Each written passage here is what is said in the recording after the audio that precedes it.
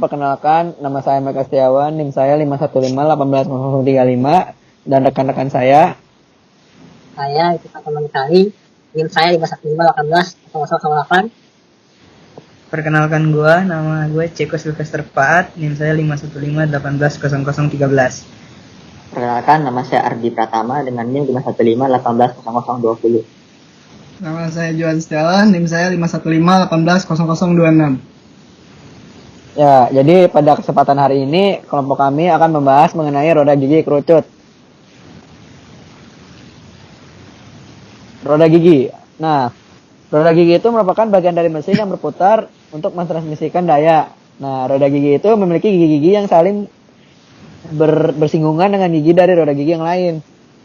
Dua atau lebih roda gigi yang bersinggungan dan bekerja bersama-sama disebut sebagai transmisi roda gigi.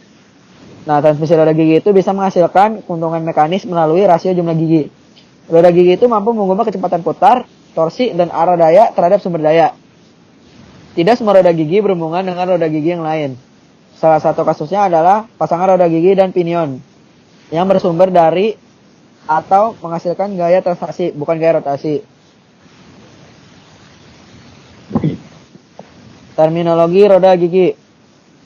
Yang pertama, adendum. Adendum adalah jarak radial antara bidang atas dengan lingkaran puncak. Yang kedua adalah dedendum. Dedendum itu adalah jarak radial dari bidang bawah dengan lingkaran puncak. Yang ketiga adalah circular pitch. Di circular pitch itu adalah jarak yang diukur pada lingkaran puncak dari satu titik pada sebuah gigi ke satu titik yang berkaitan pada gigi sebelahnya.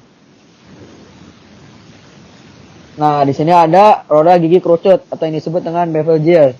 Nah, bevel gear sendiri adalah roda gigi yang berbentuk seperti kerucut. Namanya aja sendiri roda gigi kerucut. Digunakan untuk mengubah sumbu putaran kalau bevel gear ini. Nah, kecepatan putar dapat diubah dengan menggunakan roda gigi yang berbeda jumlah giginya.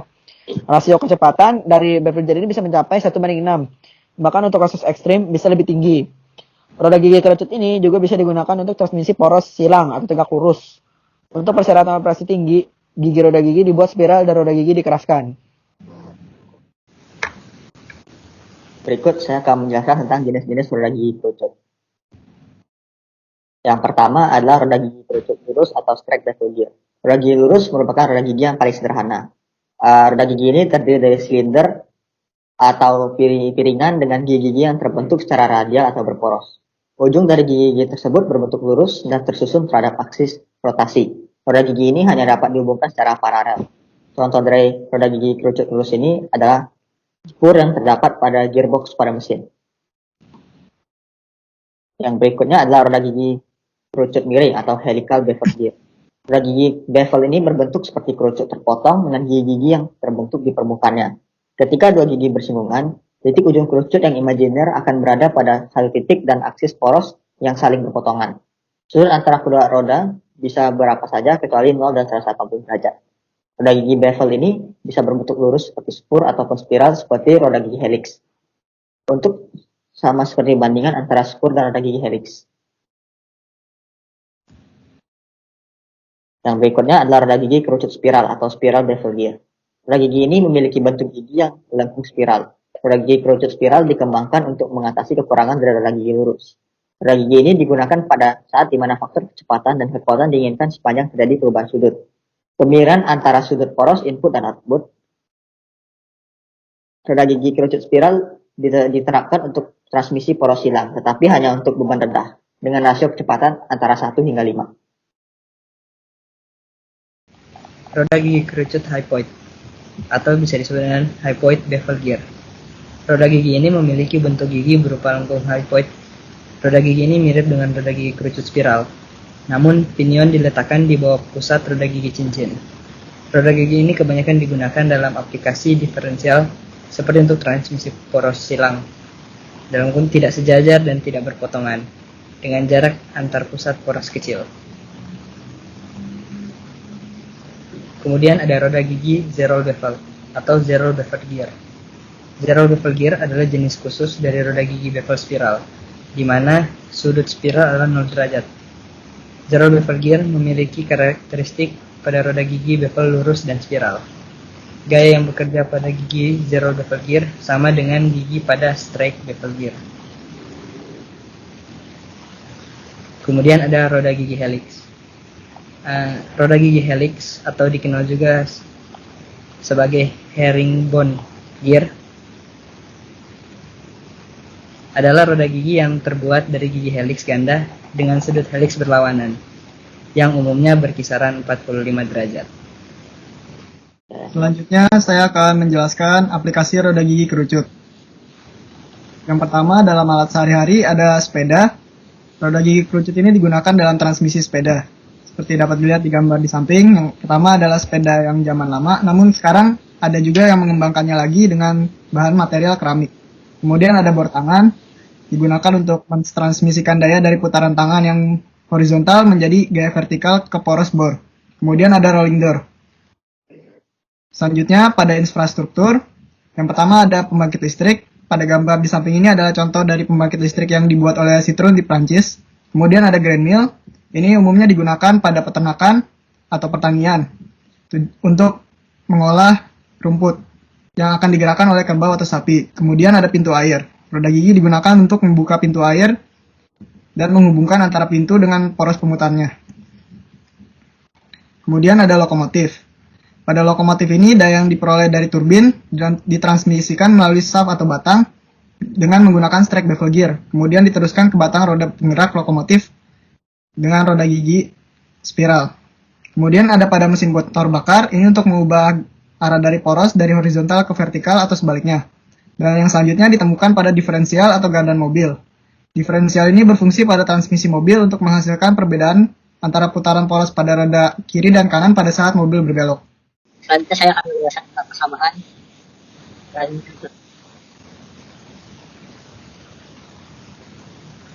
pertama yaitu parameter yang diinginkan. Rumusnya SP sama dengan sigma kali M kali A kali Y per K2 kali KS kali KM. Di mana SP sama dengan parameter yang diinginkan, sigma sama dengan parameter yang diinginkan, M sama dengan betul, K sama dengan faktor dinamis, K0 sama dengan faktor bukan lebih, KM sama dengan faktor keseluruhan, KS sama dengan faktor ukuran negatif, Y sama dengan faktor negatif. Lalu ada perbandingan jumlah gigi dapat dipergunakan kesamaan sin alfa per tan alfa sama dengan Z1 per Z2. Z2 sama dengan Z1 sama dengan cos alfa. Selanjutnya ada perbandingan perputaran I dari roda gigi kerucut maupun dari roda gigi lurus saya adalah I sama dengan N1 per N2 sama dengan Z2 per Z1 sama dengan Z2 per Z1. Panjang sisi kerucut R pada roda gigi kerucut adalah R sama dengan Z1 per 2 sin alfa. Ada juga sudut kepala pinggiran yaitu theta K1 sama dengan akas tangan dikali H K1 per R. Selanjutnya adalah sudut kaki pinggiran theta F1 sama dengan akas tangan H S1 per R. Lalu ada sudut kepala diri theta K2 sama dengan akas tangan sama dengan dikali H K2 per R. Lalu yang terakhir ada sudut kaki diri theta S2 sama dengan akas tangan HS2 per R. Kemudian selanjutnya ini ada perhitungan beban permukaan yang didasarkan pada ukuran penampang rata-rata gigi. Dengan persamaan FH sama dengan apa itu namanya Ar?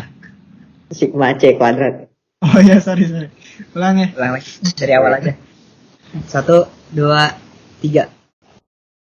Selanjutnya ini ada perhitungan beban permukaan yang didasarkan pada ukuran penampang rata-rata gigi.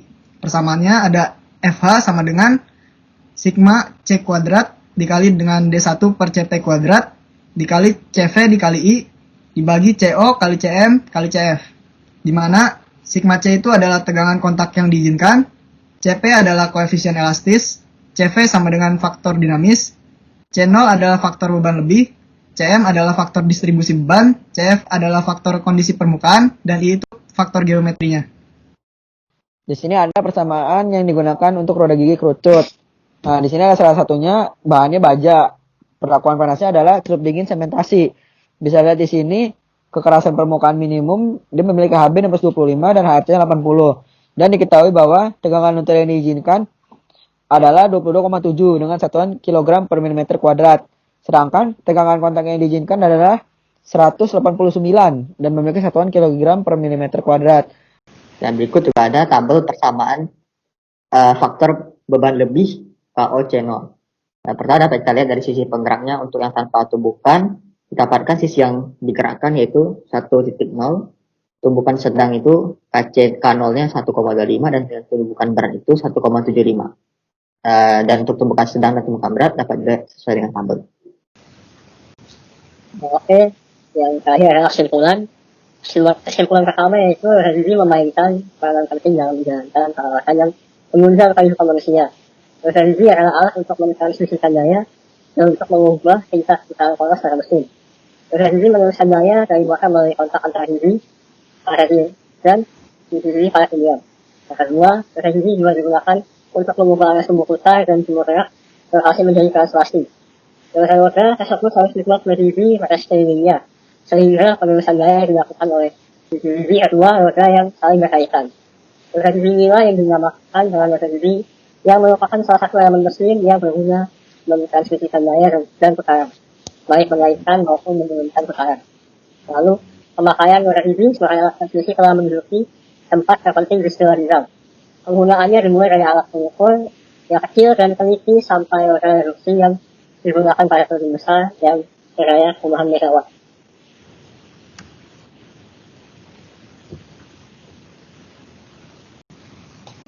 Untuk kesimpulan berikutnya, transmisi roda gigi mempunyai keunggulan dibandingkan dengan sabuk atau rantai. Dan caranya yang pertama lebih ringkas sehingga tidak akan jadi split.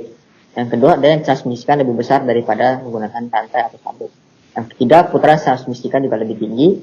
Yang keempat, dapat meneruskan putaran dengan perbandingan tetap. Dan yang terakhir, dapat meneruskan putaran dan daya pada poros yang sumbunya saling berpotongan, seperti roda gigi kerucut ini.